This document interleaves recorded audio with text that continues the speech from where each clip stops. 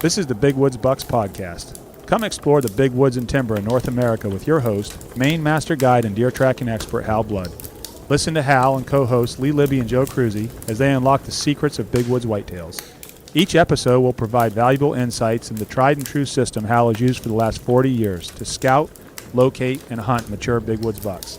Listen and laugh as the crew discusses Hal's legendary adventures and learn how to apply a lifetime's worth of lessons from the big woods to your own hunting and outdoor adventures.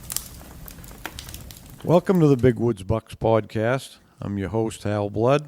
We're over here in beautiful Rangeley, Maine again because we can never get Lee to travel east. He's tied up with everything. He's like a little kid throwing a tantrum. Yeah. But he's here. Come on, Lee. He just grunted. Grunt a little bit, Lee. You're here, right? Yeah, I'm here.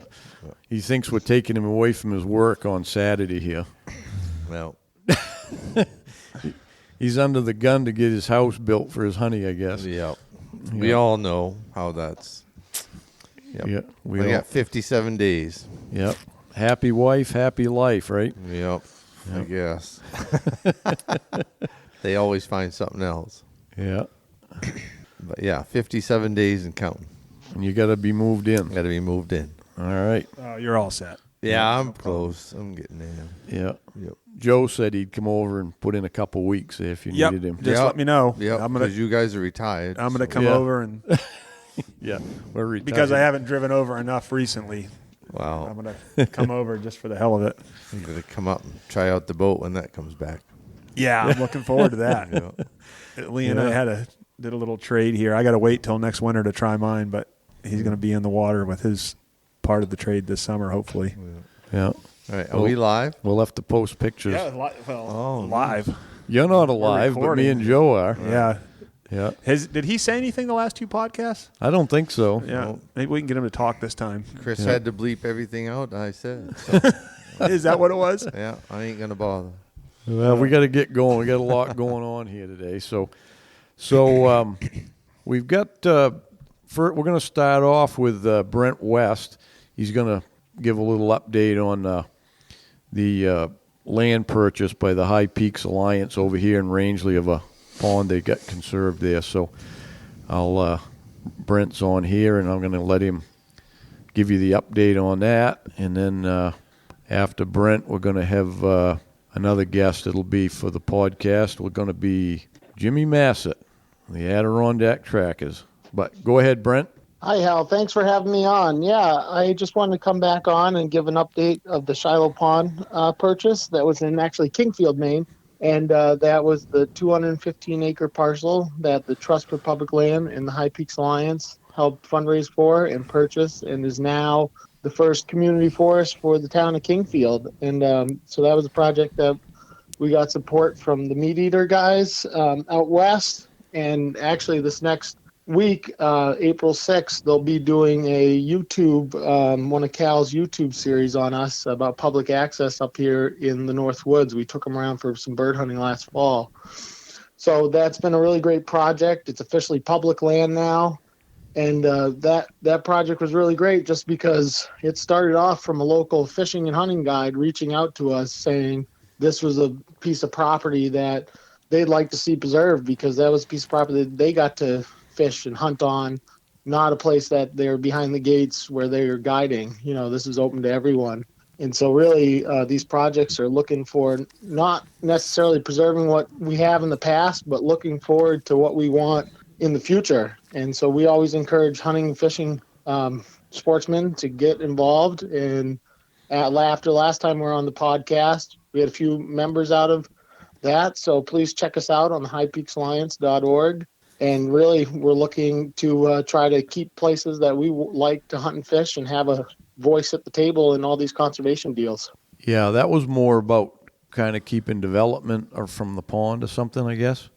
Well, I mean, if you think about from the North Woods down, pretty much every pond has camps all over it. And that's great for the camp owners, but a lot of times that means you and I don't necessarily can get in there. There's not very many really close to town wilderness feeling ponds. And so this had been owned by the family for a long time. So it was an opportunity to preserve a place like that where, you know, like when I was in high school, I actually fish this. I used to work at the Sugarloaf Golf Course. I'd get done and I'd go down there. It's the first place I ever fly fish. So, if we want more sportsmen to get into the sport, we have to have some places for people to go and have a good chance of seeing game or catching fish. Yep. Well, sounds good. I'm sorry, Brent. Did you mention the name of that purchase? That was the Shiloh Pawn. Shiloh Pawn. That's right. Yeah. Field. Yeah, and I just add too, it's mud season, so don't go rushing out there and tearing up the road. So let things dry out. But it'll be managed by a town committee, and that should forever preserve access to that piece. It was a 2.5 year project, so it takes a long time sometimes to put these together. But it's worth doing, we think, just for the fact that there'll always be at least access to that property. Yep. Okay, great. Well, if anybody out there is interested in looking into either that pond or helping out with some other things, what's that website again? highpeaksalliance.org. That's easy enough. Yeah, we try to make it easy. I mean, we have members from up in this neck of the woods, but also people from all over the state. Just because there's so many people who love to come up to this neck of the woods, and they want to make sure there's a place to come to. Well, I'm sure you can probably interested in having people from even other states and stuff pitch in that want to. Yeah. Do we want I think people if we from had other states to pitch in? Do we want that many more opinions? Our values, right? Yeah. I'm going to jump on with Lee on this one. Yeah, because everybody shares our values in the beginning, and then they get their fingers in it, and they want to make their own rules. That's but the you problem. guys are all guides too, right? Yeah. Yeah. So I mean, it's kind of both sides of the equation. Yeah. I mean, I think us as guides have a big responsibility to kind of pass on that tradition and culture. And if you don't welcome people to the table, then you're not having an argument, not like you're not going to become good neighbors, Yeah. Oh no, I agree with that. I'm of the welcome everyone, and everyone wants to come enjoy it. However, we don't want to change the way you do it back where you came from. That's the issue I have. Right.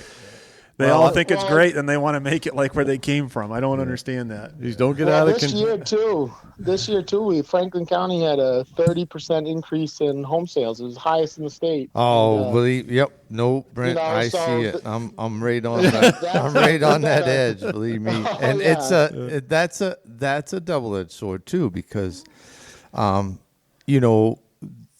community that I love so much appreciates that new revenue source. Saddleback's been a big thing this year. Snowmobiling took it hard this year because of the Mother Nature. But the influx of people is obviously good. The problem I see now is that the $250,000 homes that we were building for people that lived here are now $2.5 million homes. And those people don't live here. And it's creating a problem where the people that live here and struggle year-round to make it are actually going to be forced to other outlying communities. So I don't know what that sword is going to be. I don't know which end I'm going to fall on it. I'm trying to take advantage of it for my community, because I do as much as I can for the community. So if I'm making money, my community's making money. But it's well, it's kind of a thing that it's not necessarily a lot we can control with people moving here, because they're fleeing from cities, and I don't blame them. Right. I'd flee too. Yeah, I'd flee too. And I think that's kind of what's the scariest part is when I grew up, like literally I watched Strickland Woodmill run its last day. Like I was riding the school bus with the two daughters of the guy who walked in there for his last day of work. And so like in this neck of the woods, everyone used to be on a cable skidder. That's just not the case anymore, Right. No. And it really speaks to the point of what Brent is on here talking about, is preserving property so that those pieces don't get sold and turn into $2.5 million. And that's why I think it's important. So, obviously Brent's local, we're local. I think that the local people have to have the majority of say in, if I live here 12 months out of the year, I should be able to have some say. Somebody that comes here for 3 months out of the year can have their say, but shouldn't be Hey, I wasn't The trying to deciding get too factor. controversial. When I said they could pitch in, I just meant they could send some money up to get something done. I know, but I think you start soliciting people in California for money, then you're just opening the door for. I think it's a good thing to talk about because Oh, I think absolutely. you start realizing there's people that share our values and there's people who don't. And Yeah. so it's like, it's not really about where they live right now. It's about, Right. what are those values they hold. It's just a stupid point, but in the last elections, Rangeley's like 86% conservative by voters. That's a fact. And what happens is lots of times my clients come here and it doesn't take but a year or so and they realize how tough it is here to live. And all of a sudden they start trending to the conservative side because you're conservative by nature living in this North Country. I don't care how your political views are, but you in general have to be a conservative person when it's 30 below out. So you know what I mean? And so then I think it's just a hard place to live. Well, so I lived in Maryland for 5 years, and I was unfortunately in an HOA for some of those years, and I got fined for like leaving my garbage can out before the certain time period. So it's just Holy the fact mackerel. of like, we have some space up here to breathe, Yeah. and you don't need as many rules. It's just like wildlife populations. You get overpopulated, bad things happen. You know. And the good thing about, what you are doing is, and there's a lot of good things, Brent, don't take it that way, but so we're surrounded by paper company land and we're actually limited to how many house lots we actually have. And I think that's what drives the prices to where they are. You know what I mean? Well, I'd also point out we all call it paper company land, but it's really investment land now. Oh, All yeah, the paper yeah, absolutely. companies sold their land 20 Yeah, years ago, you right. know. I mean, Seven Islands is still one of the larger family-owned companies, and I give a shout-out to them. If everybody cut their timber like Seven Islands, the Maine forest would be a much better place. And Yeah, you could see sorry that to right the on other the guys, aerial. but that's the truth, Yeah. You can That's see the that truth. on the aerial imagery up there in Rangeley, too. Yeah. If you zoom in, it's night and day. You can see the property lines from Yeah. the satellites, you know. So, but it's funny, Brent. I always say, years ago there was people building tree houses trying to save the redwood trees, but nobody's talking about the decimation of the North Maine forest because they want their Amazon Prime box in 2 days. And you can't just rant about it. I mean, I have a little bit of a stage here where I can say stuff like that, but I mean, who's going to listen? Well, I think it's just about good management. And back when all the sawmills were running and the paper companies were here, you had a social contract between the local communities who were your laborers, workers, you lived there, and the forest. They gave us access and jobs. We give them great tree growth tax laws, and it's a good back and forth. And I think that's kind of what we're trying to work on, is that we still have that voice with these owners, because in our neck of the woods, north of the mountains, it's really only 3 landowners that owns the 1 million acres of forest. Right. Social contract. That's kind of a good way to put it, because it is. It's always been like a unwritten rule. Don't screw me, I won't screw you. Yeah, it was a give and take, but that was when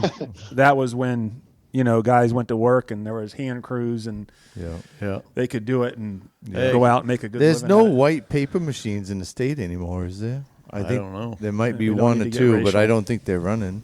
I think everybody's switching to cardboard, aren't they? Or, I I could think be wrong. Bangor does a lot of tissue. Guess we can say the good old days are gone, huh? No, I don't. Don't leave me that way. I'll start drinking.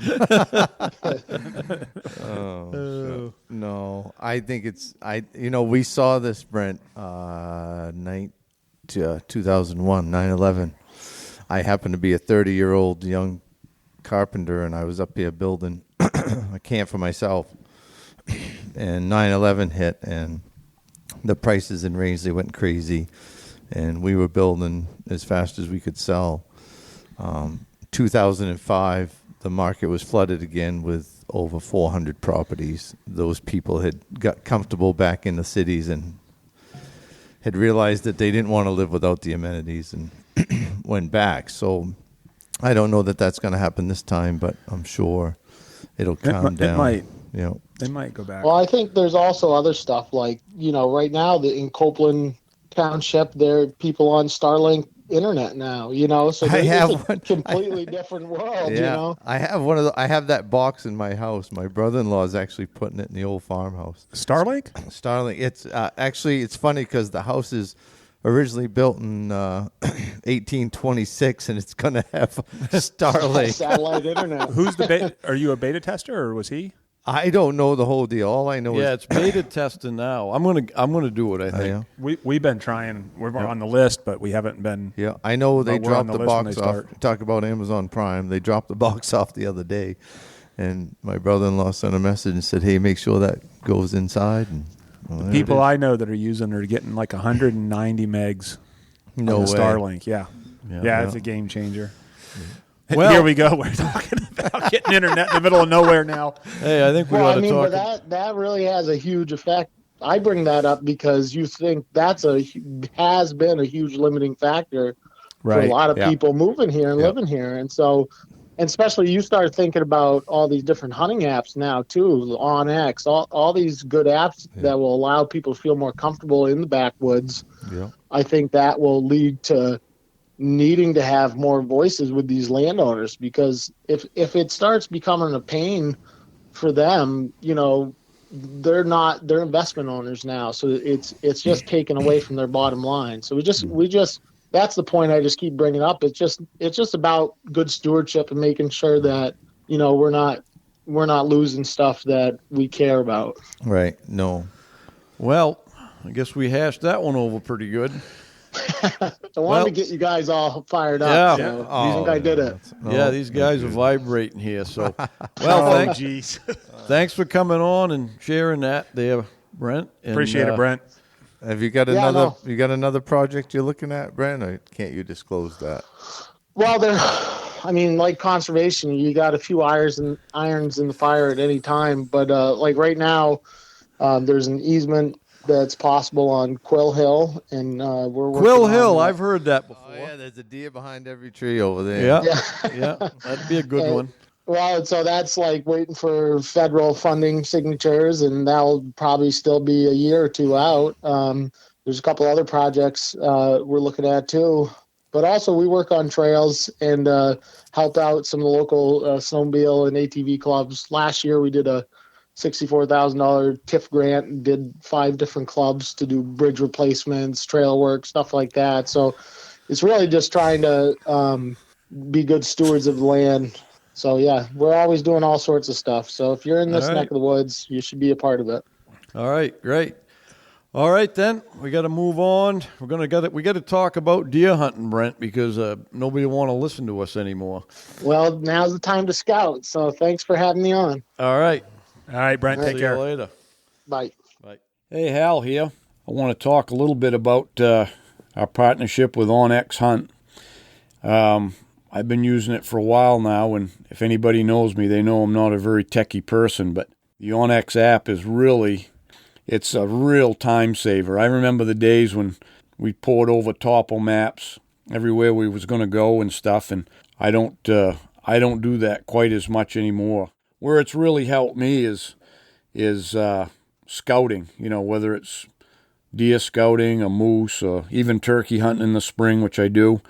It really helps out. I don't have to spend as much time running around the truck burning up the gas. I'm just basically using my OnX. Got it on my phone. Don't even carry a GPS anymore. So I just download the areas where I'm going to be hunting, whether it's up north moose hunting, and I use it mostly on the satellite imagery. I like to see the cuts and the clearings and the turkey hunting, the hidden fields and stuff. But everybody's using it now, from the game wardens to land surveyors, and just a great tool. And with our partnership with OnX, if you use a code BWB, you're going to receive 20% off on your first premium or elite memberships. And you just go to onxmaps.com/hunt. You'll be glad you did. Good luck on the trail.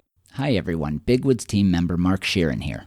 Many of you know that I have a passion for helping people solve their addictions permanently. As a matter of fact, me and my team have spent the last 31 years helping more than 20,000 people move on from their addictions. So know this, if you or someone you love want to move on from an addiction for good, and you don't want to be stuck in a rehab or 12-step meetings or endless therapies, then you might want to learn about the Freedom Model and the St. Jude Retreat. To learn more, give us a call at 888-424-2626.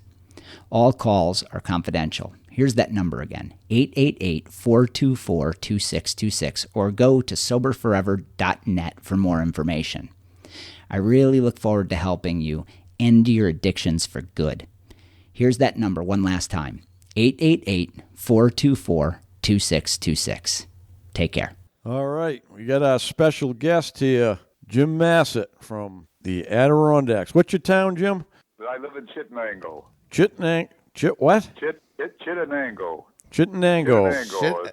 It's an Indian name. Oh, yeah. Cool. Like a closet. Central New York it is. Yep. So all you, if you haven't heard about Jim, he's been hunting in the Adirondacks for 60 years more, 70 years? 1951. 1951. I bet it was wild back then, huh? It was beautiful. Yeah. Holy It smokes. still is, though, but not quite the same. Yeah, I bet. Yeah, it's going to be interesting to reminisce about them old days because you're a little bit older than me, Jim. How old are you now? I'll be 84 next month. And you're still banging around them mountains, ain't you? Well, I'm just a has-been now. I heard you're still getting out there some. Well, I get out, yeah, but it's not like it used to be, hell. Well, yeah, I'm hoping I'm still kicking around at 84 too. You got 20 years on me, and I thought I was getting old in the woods. Yeah, well, I don't know. You will find out by the time you get to 70, it goes backwards, and when you get to 80, it stops. Does that include everything stops? Well, not quite everything. You can still see. Things switch gears really quick. He's just wondering. Yeah, right. Yeah. Right. So you got Hal's phone's going off here. He's got to silence it. So you started hunting in 51? Yeah, Jim? 51 was the first year. What'd you start hunting with? What type of gun? I had a 351 Winchester. I'd like to have one today. They're worth a lot of money. It was a semi-automatic. It was a cop's gun, really. No kidding. A semi-auto back then. That's pretty cool. Yeah. That was a 351.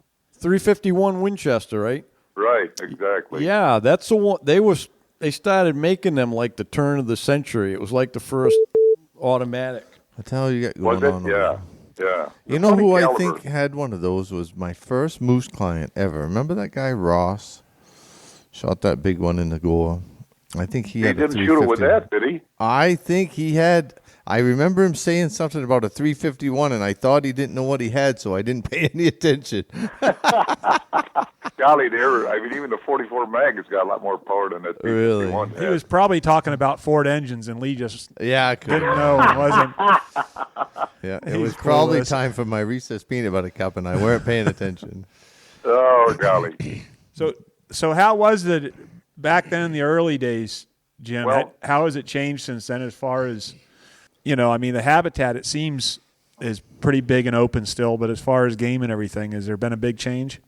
Yeah, well, the biggest change was when the coyotes come in there in the late 50s and early 60s, and it wasn't too bad until we got into the mid-60s and late 60s. But them early years, golly, there was so many deer around. I mean, I can remember some of the years that we used to keep track of how many deer we see.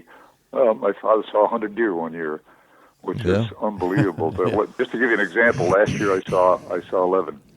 Yep. I can remember my grandfather and my uncles talking about Vermont when I was just, knee-high to a grasshopper. Yeah. And all the deer that was over there, Yeah, I wouldn't be surprised. It was all over. There was a And lot that more deer was in in, the North Country, yeah, that was in the early 70s. Yeah. When it was in the late 1940s, 1946 or 47, right after the war, where they put a road back into the Moose River Plains where I hunted most of the time. And after they got that road in, they did a lot of logging. School Paper Company had owned the land at that time, and boy, they did a tremendous amount of logging. And yeah, you fellas know from Maine, when there's log operations going on, there's deer. Yep. Oh yeah, yeah. So then, I remember you telling me one time. You was telling me that I know you shot quite a few deer over there. You don't have to tell us how many, but did you ever keep over 100? And didn't you tell me you've never shot one that dressed over 200? Exactly. I hunted in Maine. Let me see. I don't know, 15 years ago, whenever it was, and I killed one buck there that, when I weighed it on the scale, it was just 200. Yeah. And I had a couple of the Adirondacks that I shot, and one I took the loins out of it and weighed 198 when I got home. Oh. And I had a couple other ones that were probably around 190, 185, something like that, but never over 200. Yeah. Yeah, it's just a different area, and I always said it's a different subspecies of deer over that way, too. And I wouldn't be surprised. You know, hell, about 25, 30 miles from where we're at there, Tupper Lake area, they kill a lot of deer over 200. Yeah, further north. Just that little difference. What did you call? Somebody had the name for that line. Well, snake line or something.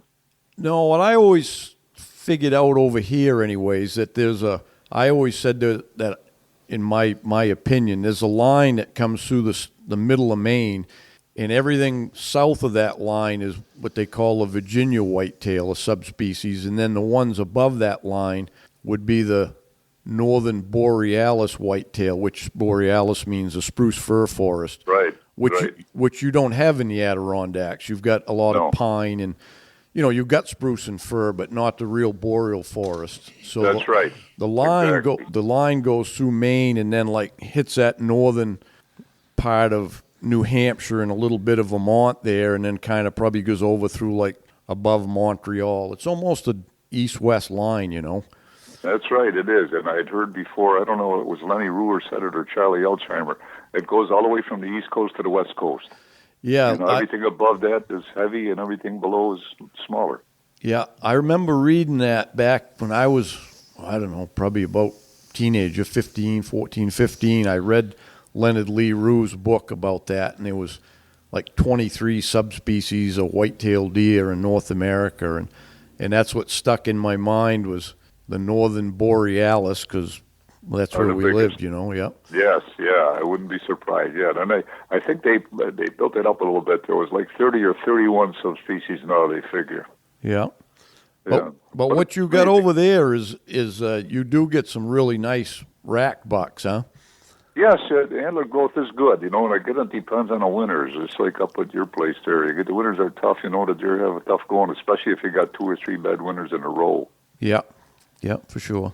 But this winter's been a good one, huh? This probably was good over your way, too? Yes, it was. Very good. We had quite a bit of snow, but, the deer were able to get around, and that's what makes the difference. Yeah. Hey, why don't you tell people a story about, I remember you was telling me a story one time about walking way back in when you used to walk back in and camp out, didn't you? Yes, we did. We did that for years and years. When my father was alive, he always found a place, and we would camp wherever he found it. I just doing a story here for this next book that we're going to come out about a buck I shot that was well, they said it was 14 miles, and I said it was 12. So we settled on I think 13 miles from the tent. Then we were 5 miles back in. So, anyways, I went to. After I'd shot the deer, well, I should tell you how I shot it anyways. I was right up, there's a couple of horse barns up there. They call it the Cold River. And I just happened to have a little snow on the ground, and a friend of mine was there also. He just hiked up to see the horse barns, and I was coming back after him, and I see a fairly fresh buck track that just crossed between the time I went up and the time I come back. So I picked it up and started trailing him. I didn't go too far, and I jumped him. And I was so upset because I jumped him so quick. I ran after him, and doggone if I don't catch up and get a shot at him, but I hit him in the back leg and finally caught up with him again and killed him. But now we were 13 miles from my camp, so by the time I got back, I think it was around 10 o'clock at night. I have a cousin that we hunt with. We hunted with for years and years. His name is Ellen Van Auken, and he's a little short guy, but just full of heart. He said, "Don't worry, Jim, I'll go up with you tomorrow, help you get that deer." Well, it was a trail up there, Hal. Went all the way up to the horse barns and beyond, I think, horse trail. So we had a deer cart at the time, and we brought the deer cart up, but I had killed a deer across the cedar swamp. So anyways, I had to get it across the swamp, and I knew my cousin couldn't carry it. So I carried it across the swamp, and I think I fell 2 or 3 times because it was just a narrow deer run that I got. We started back, and we got as far as, there's a couple of brooks there. It was Callahan Brook, and I can't remember the other one. Anyways, we stopped at one of those brooks. My cousin said, I can't go no more. That was about 9 o'clock at night. So anyways, I said, don't worry, Al. I said, we'll come back tomorrow and get it. So we went back to camp, I think another 10:30 night, and got up in the morning, and my cousin said, I can't walk. I can't go with you. and you were lugging the deer. Well, we had it in the deer cart that far. Oh, in the cart. It wasn't so bad, yeah. Anyways, I went back up, and I hauled the deer down the rest of the way. And anyways, that was one story that I had. So it took you 2 days to get him out, huh? Yeah, it was funny. The deer had an unusual rack too, Hal. It had a third antler that come out just below the burr of the second, the main antler on the one side there. Okay. Every once in a while, you see one with 3 antlers. Yeah. Huh. Yeah, that's back when men were men, huh, Jim? Yeah, like this history teacher I used to say, men were men and women did the dishes. That's our new tagline. I'm sure all the women listeners are going to love that. Yeah. That was Lee Libby that said that, by the way. Was my history teacher. He was a funny guy. Oh, golly. Yeah. Oh, hell, there's so many stories, come to mind. Every time somebody starts telling the story, you think about one that you had. And just there's so many of them, Oh, yeah. Are you writing all these stories down, Jim? You know what? I kept the logs for all the years from about 1960, I think, right up until about 3 years ago, where I didn't want so much. And so I got pretty much the dates, but every once in a while, the years off a little bit. Yeah. Now you got a lot of your stories in the book you wrote with the boys, Joe and Steve. Yeah. So there's a lot. Go ahead. So we each had 3. We each did 3. Oh, 3 stories. Yeah. So if anybody ought to get that book, it's a great book. If you like story books on hunting in the Adirondacks, it's a great book. How do they get that now, Jim? Golly, I'm not even sure. You have to look it up online, Hal, and I don't even have anything online because I don't have a computer. So, one of them dinosaurs, Yeah, it's I think you just go to AdirondackTrackers.com, right? ADK Trackers. ADKTrackers.com. Go on there and get that book. You'll get a lot of nice. Yeah, and hopefully we'll have another one by next year. Oh, nice. Yeah. So were you guys mainly into tracking through all those years, Jim? It was funny. My dad was a tracker. Every time years ago, before I even hunted, I can remember him coming back and telling stories about when somebody hit a deer and wounded it, they'd always come to get him to track. So actually, my father, we are what we are by the grace of God anyways, but my father was a big influence, and I had a bunch of relatives that were in one family there. Their name was Hart. And they were great hunters, a whole bunch of them, and they were in good shape. There was 3 of them were professional fighters. So anyways, I was really impressed with those guys when I was young, and my father especially. They had no way to get their deer out but to carry them on their back. And I can remember my father one time was 47, coming back, and they'd shot a bear, him and one of my cousins.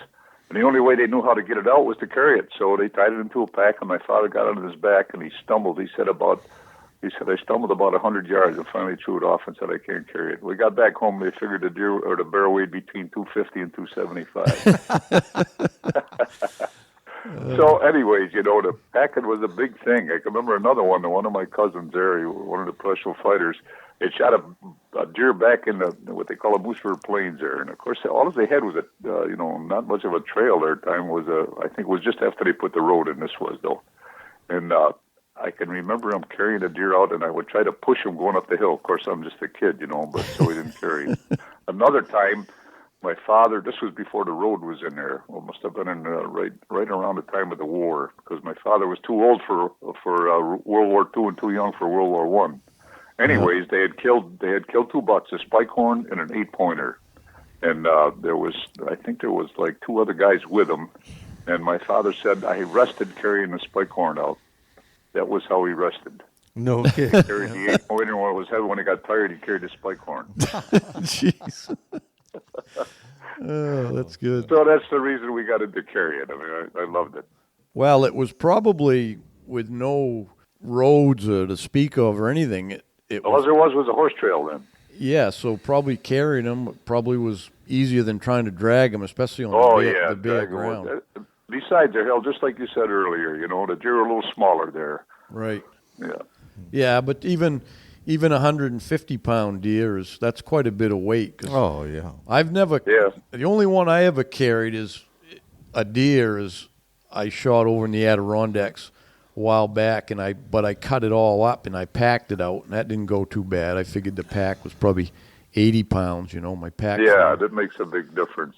And then I did lug a bear out one time too. When one of the hunters had hit a bear in the evening there, and it ended up we went after it.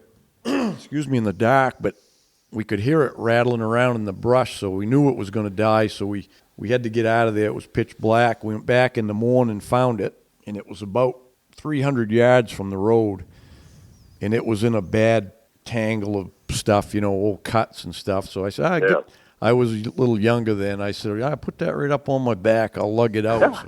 So they got it up on there, and I did. I lugged it out. I felt a little weak in the knees there, but I got it out to the road, and that one weighed 175. So so it's still a big deer. Yeah. How about that? Yeah, there's so many stories. You know, I just thinking about that one. There's a story I'm writing for the new book there. I won't tell the whole story, but I shot the deer about 6 miles from the camp.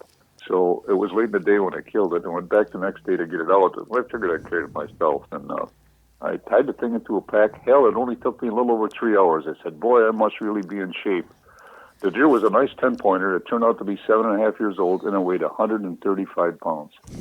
No wonder I carried it so far. Yeah. Yeah, it's nuts, huh? I shot an 8-pointer one year.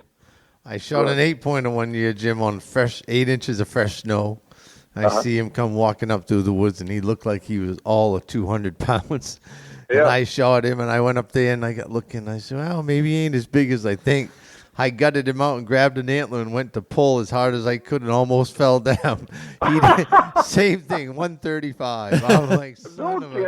Yeah, but the snow on the trees, and it was the snow on his back, and geez, he just looked like a monster until I grabbed him. Oh, they do. That's funny. All of a sudden you weigh him. I talked to a lot of guys said, the deer was over 200 pounds. You get back and weigh it weighs 150.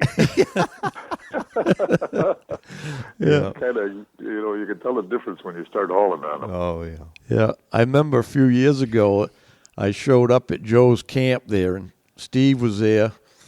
Not Grabowski, but Feinberg. Steve was there, and Joe, and I get in there. It was after dark, and I lugged some of my stuff in the camp, and the guys were eating supper, and Joe goes, "Do you see my buck out there?" And I go, "No."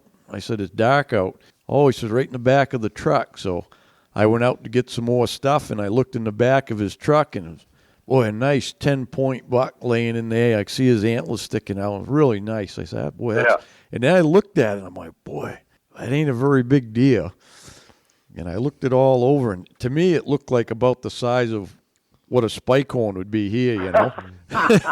So I went in, and I go, geez, that's a nice rack on that buck, Joe. But I said, he's pretty skinny. And he goes... I said, what do you think that thing weighs? And Joe goes, I was thinking 165. And I kind of looked at him out of the corner of my eye, and he goes, and then Steve goes, I told him 150, but 155, and he don't believe me. And I kind of looked out of the corner of my eye again. And they both go to me, well, what do you think he weighs? And I go, I think he weighs about 145. And Joe's going, no, he weighs more than that. So we took him down. They have them contests over there, so comes if it was Saturday night or whatever, Joe wanted to go get him weighed up for the contest there, and it was 146. Oh, you were off by a pound. Holy smokes. Oh, that's great. Good story, Al. Oh, jeez. There's my cousin killed a buck, and was in mid-1960s, I think. My cousin, the one I was telling you about, went to help me get that deer out.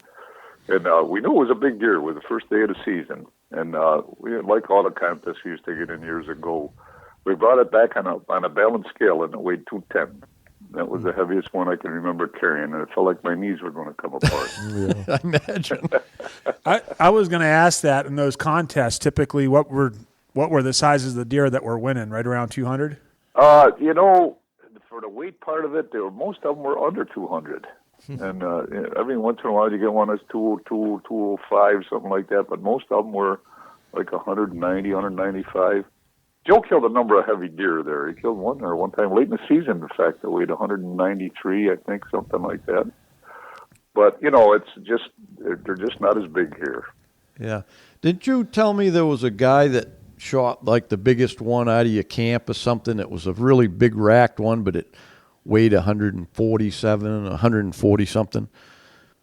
It was like a scored like 170 or something like that. Oh, no, I'll tell you which one it was. It had to be one that one of the guys he used to hunt, his name was Dick Jones. He's dead now, God rest his soul.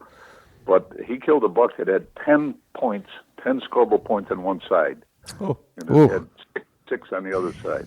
Wow. And the deer dressed out 188, and it wasn't a really huge deer, but it had a lot of antlers, you know. But the point was short, but it scored in the upper 130s, I think. Huh. Wow, 16 point in the upper 130s. Yeah, 16. 10 on one side, 10 measurable points, and they're all typical. No kidding. I never heard of that. They were short, you know. Yeah. Huh. That was a funny story about getting them two deer out, too. My cousin had killed one. It was a 7-pointer it was, and they were back about 3.5 miles from our tent.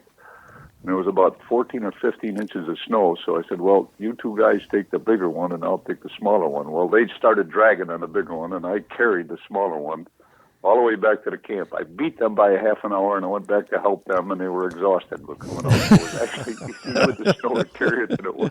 And it was only, there was like 20 pounds difference in the weight. Yeah. The one I carried was 167, and the one that they had was 188. No, sure. So Yeah, but here's the stories. yeah, well, those are the guys that wanted to hunt with you. They knew you'd help them get them out, huh? Well, you know, I used to love the pack. We used to hunt moose all the time in Quebec. And one year, my father got lost, in fact. He spent the night in the woods. And he shot a moose that day, and so did I. And I ended up hunting for 5 hours, and I packed moose meat 5 days in a row. No kidding. Wow. I did the pack frame, you know, and oh, boy, I'll tell you. It was in good shape, though, after that season. Oh, I bet. Yeah. Yeah, that got prepared for deer season, right? Right, exactly. Yeah. So were you guys buying, was it over-the-counter tags for moose up there back then? Yeah, it was beautiful. Golly, everybody could get a tag. And it was like $125 for a tag. And so everybody bought a tag, you know. And then after that, it was you had to have two guys on a tag, and the price was, I think, a little bit more, but it still wasn't bad. And then a lot of people got into the area, probably because we were killing so many moose. They got into the area, and I didn't say it wrecked it, but we stopped going there. Oh, yeah. Yep. Huh. Yeah. What year was that back in the early days? That was in the 80s. Oh, in the 80s, so not yeah. a real long time ago, yeah. No, not that long ago, and we just found a spot. A friend of mine, in fact, was my wife's brother-in-law, bought a camp up there. So we said, let's go see what the moose hunting's like. Well, the first jury went up there, I hate to admit this, but I shot 2 moose, a bull and a cow. And we ended up bringing those 2 back, and my father and the guy that was with him went up to, I don't know, I can't remember when. They went further north anyway. So there was 2 of us left to clean up 2 moose. We brought them back, and we cut up moose meat, I think, 5 or 6 days. My wife says, I hope I never see another piece of moose meat in my life. We had 200 pounds of hamburger. Holy smokes. Oh, jeez. Hey, I remember another story you told me once, Jim. It was kind of a crazy story. It was about you guys at camp way back in like you usually did, and it was something about a snowstorm, and you had to walk out to go to church on Sunday morning there or something like that. You remember that one? Okay, if it's the same one you're thinking of, it was a friend of mine that hunted with us for a while. His name is Dennis Geit. he got back in a tent. He was all alone, and it was the first weekend of the season. And it snowed, I think, 20 inches or a little bit more. And he got petrified. He said, I got to get out of here. Well, Joe and I said the same thing. Well, just hunker down. And that early in the season, the snow last 2-3 days, and it's gone. Anyways, he decided to get out. I think he worked, he cut and got in with a bunch of other guys, and he had the only chainsaw. And I think he went 16 or 17 hours just to get out, and hadn't eaten nothing or drank nothing. He almost collapsed when he got out. Okay. If that's the one, I don't know if that was the one or not. I don't. The one I think you told me that one, but there was another one. Something about you walked out. I don't know how many miles to go to church, and then back in the same day on Sunday there because you were camped out. Yeah, well, that might have been the time when I found the first time I saw antler imprints in the snow. We went out to church, and our camp was was about 7 or 7.5 miles back in from where we could park, and went out to church and went back in the next day. And in fact, it was funny. It was a nice day that day. It was about 3 or 4 inches of snow, but thawing, and just hiking back in. I stopped to get a drink. I took my pack off. And I went over to the brook to get a drink there, and a nice buck had crossed right there and was feeding off mushrooms. You know how they love mushrooms, right? Yeah. Feeding mushrooms, and his antler imprints were all over the side of that log. I couldn't believe it. I said, I've been hunting for 20 years, and I never saw that before. I said, boy, I'll start paying attention. So that was the first time I ever saw antler imprints in the snow. And I look for them all the time now. I'll bet you do, too. Oh, yeah. Yeah, but you know what's kind of funny? And I always wondered why. I always remembered Joe talking about looking for the antler prints in the snow. We don't really look for that here because, quite frankly, there isn't that many that have the antlers shaped right to do it. And then I got thinking about it. Well, why would the antler shapes be that much difference between here and there? But it's not what it is what I realized after hunting over in the Adirondacks a little more. It's that they feed more on the ground. I see. They're always in the ferns and pecking Right. under them logs. See, over here, them bucks, not that they don't eat anything on the ground, but they don't eat as much. They're eating a lot of old man's beard. They nip and browse a lot, or they'll go up to a big boulder that's got those ferns on them. So they're really not feeding most of the time where you would see antler marks, Yeah, I understand. Hey, Hal here.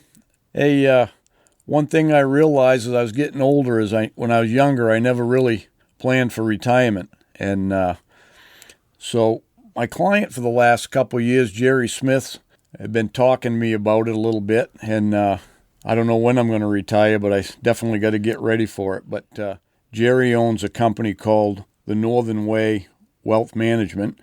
And he's got a program he calls the Northern Way Retirement GPS.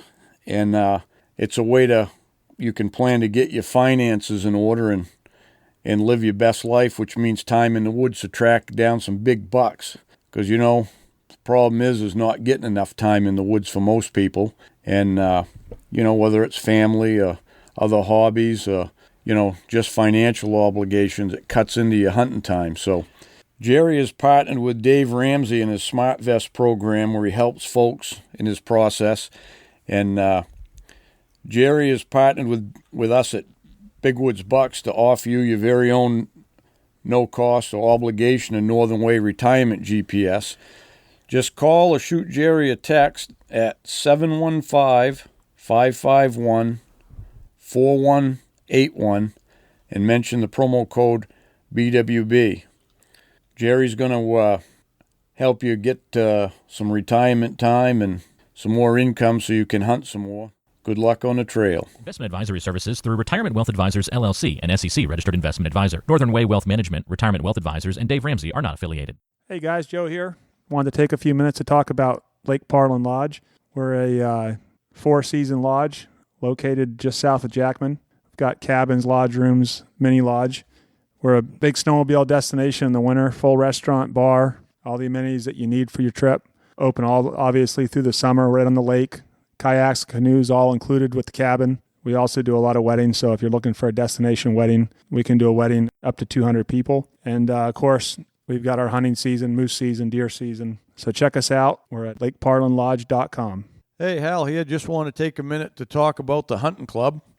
And, you can join by going right online at bigwoodsbucks.com. But anyways, I've got all my information is going in there, and it's a place where you can get together and look at my films, tips, writings, and all of that. And the best part is there's forums for you to communicate with, the rest of the club members, talk about Big Woods stuff and all of that. So anyways, $36 a year, cheaper than getting a Starbucks once a day. So join up, and hope you see you on there. It was the opening of the season. We had, I think, 16 or 17 inches of snow, and I cut across this one area that we'd hunted in a number of different times. And every deer track I come across, I would look at it and follow it a little ways. And I remember I tracked 2 different bucks early. One was a spike horn, one was a 5 or 6 pointer. And the only reason I knew I didn't see them, they stuck their head way down in the snow. And I'm sure you're aware of this. Yeah. Deer have a lot of glands, and one of the glands they have is an interdigital gland between their toes. Yeah. So every buck or every deer that comes along, if they want to check what's ahead of them or another track or anything, they stick their nose right down to the bottom to smell that gland. And I think they identified each other like that. Anyways, to make a longer story short, I tracked that deer just a little ways, up 2 of them, and swung off and hit another track. And this was a decent buck. I knew it was, but he was just moving along. I ended up catching him in his bed 17 yards away, looking the other way. And it turned out to be an 8-pointer. He dressed 175, and the reason I know that, because I had to hang him up because it was early in the season and I had to get back out to go to church. That might have been the story I told you. And I didn't get back until another week or so later to get that deer out, and it was froze stiff, hell. I carried that deer 5 miles with it was like a 175-pound block of ice. That's all I could do. Wore the skin off my shoulders and my back, and I said, boy, I'll never do that again. Yeah. Oh, shit. So was that, obviously it was common then? I mean, was that the way people got them out, was just carrying them on their back as opposed to dragging? Well, my father always said, listen, if you're afraid of how you're going to get your deer out of the woods, you won't go back there and shoot one. So we always had the idea to shoot them first and then see about getting them out. Right. And me and my younger brother, my older brother, and all my cousins, like I said, they were good packers, and my father was too. So we packed them to where we could get a deer cart or a road or some type of a vehicle in to take them the rest of the way. But there are very few guys I ever saw that carried them. I last one time, I was probably, I don't know, maybe in my late teens or early 20s. A guy shot a 4-pointer. It probably weighed 110, and he was on the side of the road, and we saw him on the way in. We were just going in from church. And I saw him on the way in, and the 2 of them together, and he said, gee, you got this deer in Arnold, how are we going to get him out? And I come very close to saying, gee, I'll carry him out for you. And I said, I better not. Anyways, the deer didn't weigh hardly anything, and they were wondering how they were going to get the deer out. Yeah. And it was only about 2 miles in. Yeah, it's kind of funny. I know guiding over the years, even way back when I first started, because I just roam anywhere, and my clients would go, oh, how we get a deer out of here if we shoot one? I said, don't worry about that. The hard part's going to be shooting one.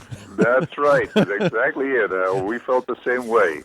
Yeah, that's right. I said, we'll figure a way to get them out. That's right. It's funny how us trackers, a whole bunch of us are the same way. You worry about the deer, get them out after you shoot them, but you got to shoot them first. Yeah. I always figured you kill a 200-pound buck up in this neck of the woods, there'd be somebody want to volunteer to help you to go see it. Just to see it, right? Just to see the deer. Yeah. Yeah, that's good. Yeah. We always hunted with like 5 or 6 guys, and then a bunch of my relatives usually tended pretty close to where we were, so we always had help getting the deer out anyways. Yeah. I used to try to get them out alone. I said, I don't want anybody to spend any of their time getting my deer out. Let them get their own. Yeah.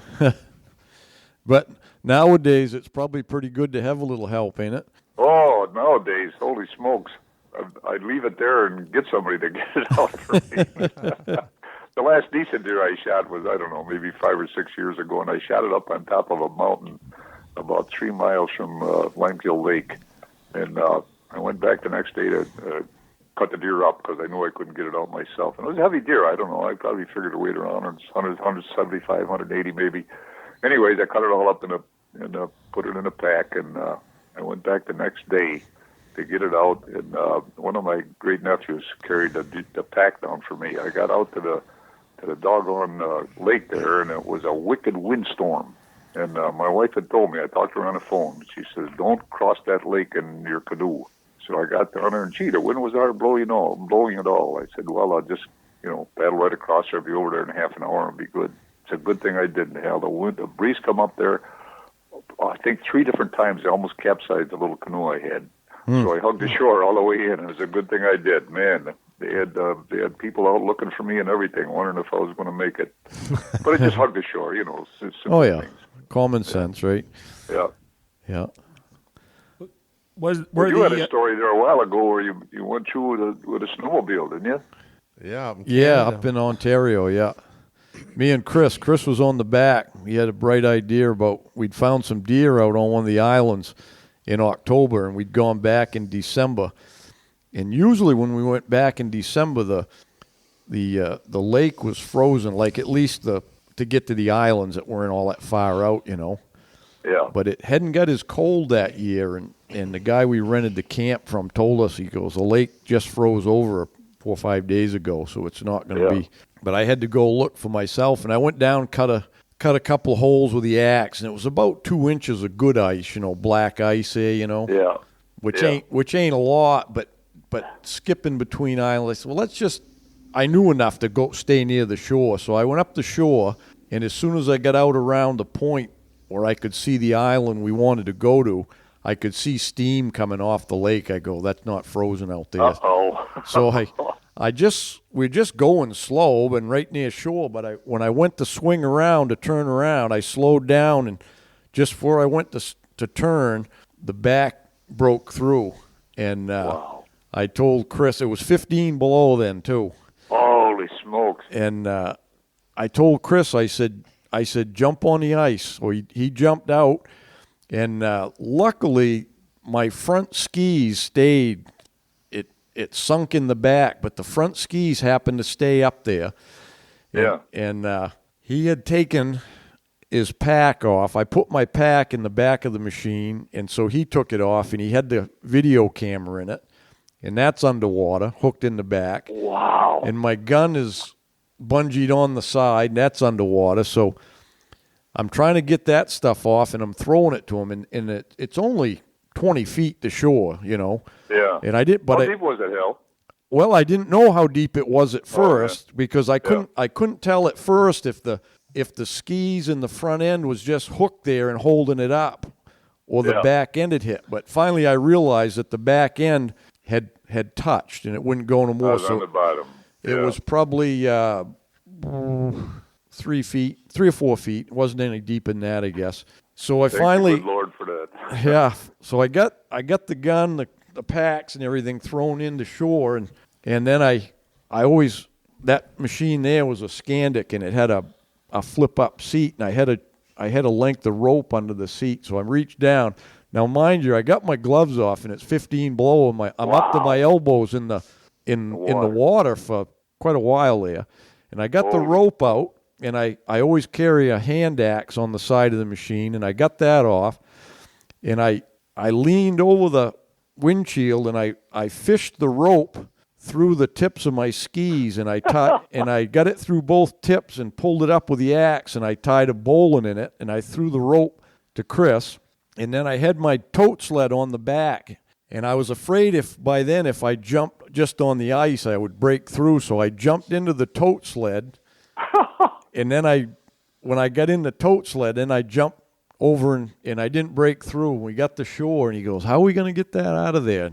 So we tied the machine onto a tree, a spruce tree on the shore there with a rope, and I made a cinch around. I went around twice, and we'd pull, and then we'd cinch, and we got it turned so it was 90 degrees to the shore, so we got it turned so it was facing, the skis were facing toward shore there. Yeah. And we kept doing that. We'd pull a little bit, and we finally got it up onto the ice where it stayed. Wow. And we slid it over. Well, before we did that anyways, when I finally got to shore, I couldn't even feel my hands. They were like two stubs, and I told Chris, I said, we got to get a fire going. So we got warmed up first, and then he goes, now, how are we going to get this to shore? We're probably like a quarter of a mile from the truck, Yeah. Yeah. I said, I'm going to drive it over there, and he goes, what? And So I pulled the plugs out of it, and I started pulling it, and the water was squirting out of the cylinders. Come on, right out of the cylinders. Yeah, and then I got a baggie out of my little sandwich bag out of my pack, and I took the cover off the gas tank, and I dip it in there, and I drizzle the gas down in the cylinders and screw the plugs in, pull it. Finally, I did that enough, and I could hear it fire, and it was sputtering a little bit, Wow. Finally got it going, but everything was froze up. It wouldn't stay running without pushing. It's got a primer button. It's got a choke and a hand primer, so I had to run the primer to keep it running, keep the gas flowing. Yeah. And kept it that way for about 10, 15 minutes, and the motor finally warmed up enough, and but it still wouldn't run without priming it. And then I tried to go with it, and the ice was all froze up underneath, all them chunks of ice, and we had to. So we got that banged out. Every time we tried to do something, because it would stall, but it would start back up again. And anyways, I ended up running it to shore. I just used the primer, and when I got it there, I already had the truck backed in where I'd unloaded it on the ramp, drove it up into the truck. By the time I had driven it that far, it would idle then. We jumped in the truck and drove back to camp. It was about 6-7 miles back to camp. I left it running in the back, and the time we got back to camp, it would actually go on its own. Holy smokes, what a story. Yeah. Snowmobiling. Are we talking snowmobiling now? Are we talking I know. Hal's always Well, that on was us my about fault. because that's great, because Yeah, Lee and I love to talk snowmobiling. Yeah. That was 17 minutes, Joe. Snowmobiling and shed hunting. Yeah. Can we talk snowmobiling and shed hunting? And No, that's all the snowmobiling we're going to talk about, Jim. These guys, that's all they want to talk about. Yeah. Yeah, snowmobile season's about done now, isn't it? Yeah. There's still snow in places, but you know, Yeah. some of the roads you could run on a little bit. But the snow's out in the open. It's open hardwoods on the south sides. It's all pretty well bared up. Pretty much. Adirondacks are the same thing here now. But my snow's been gone around home here now for almost a month. So Jim, up in this area back in the 50s and 60s, it was kind of the heyday for deer hunting. There was so many people coming up, and the towns were packed. Was it the same way down there, or was everyone down there coming up here? No, I think it was pretty much the same. Golly, I can remember when they first opened the road in the Moose River Plains there, it was around 1960, and there was so many guys tenting, you had to be careful driving in because their tent stakes were right on the edge of the road. You had to be careful not to run over their tent stakes. It was really amazing.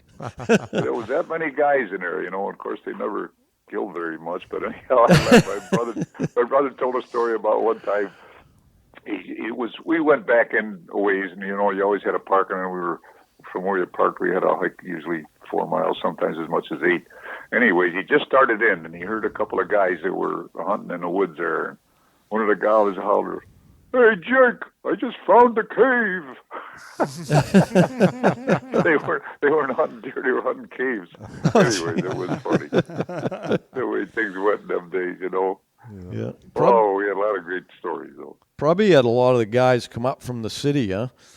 Oh, yeah. The guys used to come, it was, from Rochester is like 70 miles from where I live, and then there was another 80 miles to the mountains, and a lot of guys come from Rochester, even Buffalo that were further away. Albany, guys come from all over there to hunt the Adirondacks because they opened that road, and boy, what a difference it made. Oh, yeah, I bet.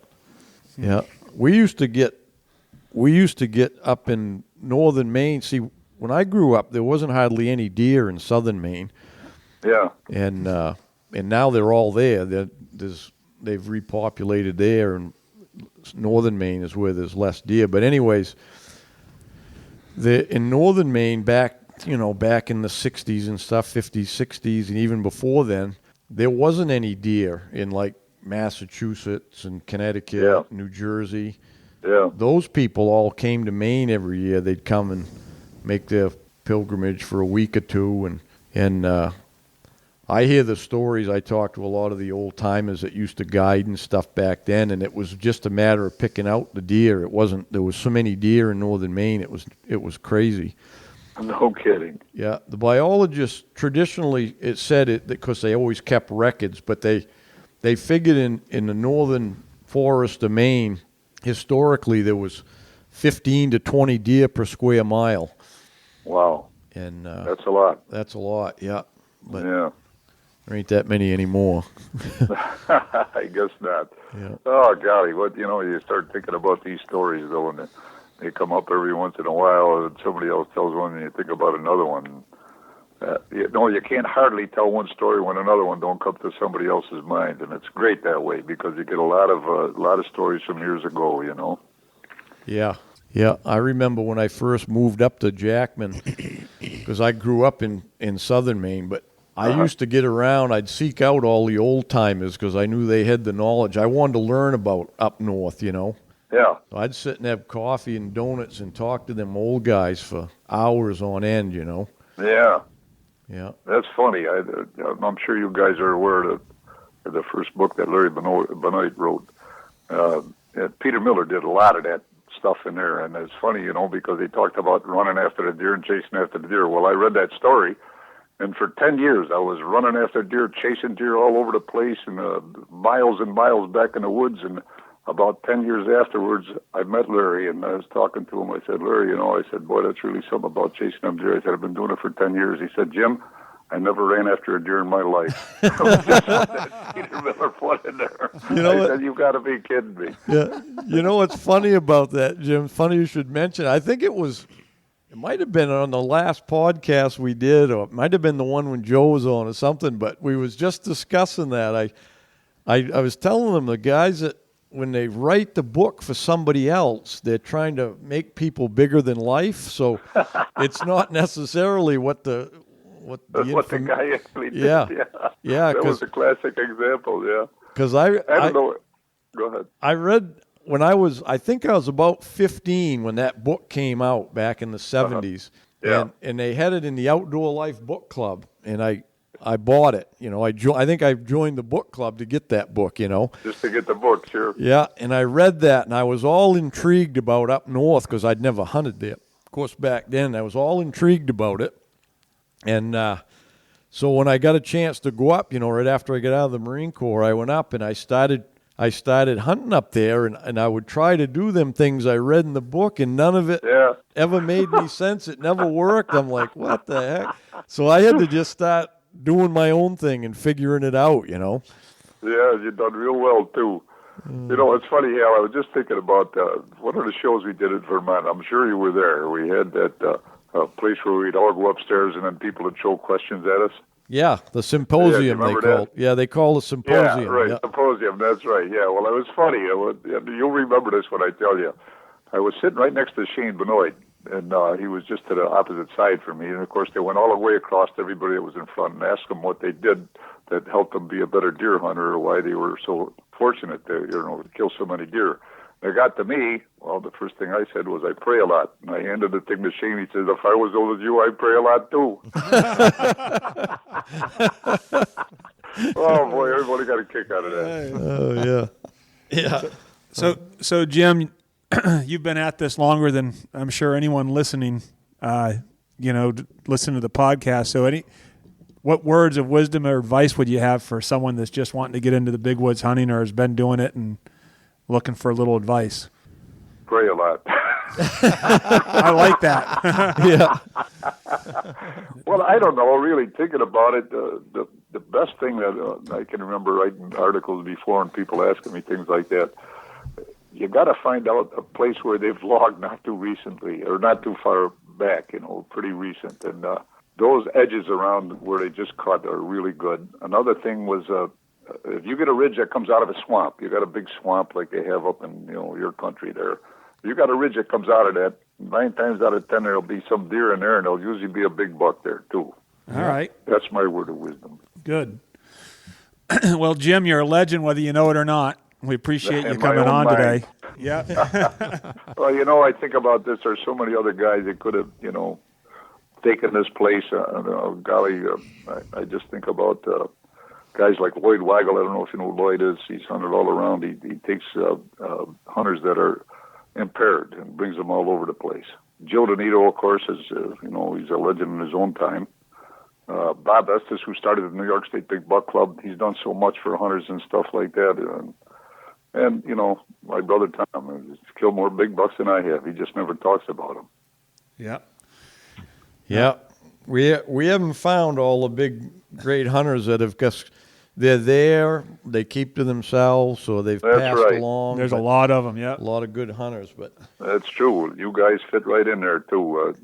Could surely tell the difference. All you got to do is listen to a guy for about 5 minutes, and you could tell how much experience he had and whether he's doing things the way you do it or not. yeah, it doesn't take long. But I just found out, and I forgot to congratulate you when I talked to you the other day for this award you got of the Person of the Year in the New York's, what is that? The New York's Outdoor something? New York Outdoor News, they call it. Outdoor News, yeah. Yeah, and I started the magazine shortly after they started publishing it. Steve Piat was the editor, and then of course Dan Ladd now took over for Steve, and I knew both of those guys real well, and there was so many other guys they could have picked instead of me. I'll tell you, I was really honored. Well, I bet. I mean, I don't know if there's any others they could have picked better, but so. Yeah, well, congratulations on that. Well, I appreciate that. Yeah. So, well, as we get older, we know we got to pass the torch to the next generation, don't we? That's right. Boy, and I'll tell you, Joe and Steve are going to be right in there. And they're not young guys anymore, but they're right at the peak. I think they're young guys. Well, everybody, when you get so old, everybody seems young, like a young guy. You know? Yeah. Yeah. Oh, yeah. We got a bunch on our Big Woods team here, too. They start in their 20s and go all the way up to... Actually, there's a couple... I got a couple of my guys that are older than me. Mike Stevens is a couple years older, and then got another fella, Jim Bernard, and he's from... he's from Maine. He grew up here and lived his whole life, but he's moved to Wyoming, and he's like 71 or 2. And wow, still getting out. Yeah, still guiding. He's built about Wow. like you, Jim. He's thin and spry, you know, and probably that's something to do with staying fit in the old age, you know. I don't know, whatever. Well, you can't get overweight, you know that. Yeah, that's for sure. If you're lugging around some extra weight, it's pretty hard to get up the hills. Yeah, we got time for one more short story. Oh yeah, we absolutely. got time. Yeah. Okay, listen, I can't remember how many years ago. I'd have to look through all my little notebooks here, but I'm going to say it was probably 40 years ago anyways. I'd already killed a deer, but I was hunting just looking for tracks and looking for bear sign and whatever. Anyways, I got up on top of this one mountain, and I had followed a deer just a little ways, and I said, there's something wrong with this deer. He's walking funny. Hell, he'd come to a log or something to go under, and his feet would go backwards. He'd turn his feet backwards and walk like you would walk on your ankles. You know what I mean? I don't know if you get the idea what I'm saying. Yeah. They'd turn their hoofs up backwards. And I could see it. I said, what the heck is going on with this thing? So I followed for a ways. It was a buck track. I knew it was. I could tell by the front foot the track. Anyways, I followed it a little ways, and he went downhill. And he got to a creek, and he could not get out of the creek. I said, holy cow, what's the matter with this thing? It went up and down the creek there and step out on the bank a little bit and then couldn't go. Finally, I got out of the creek.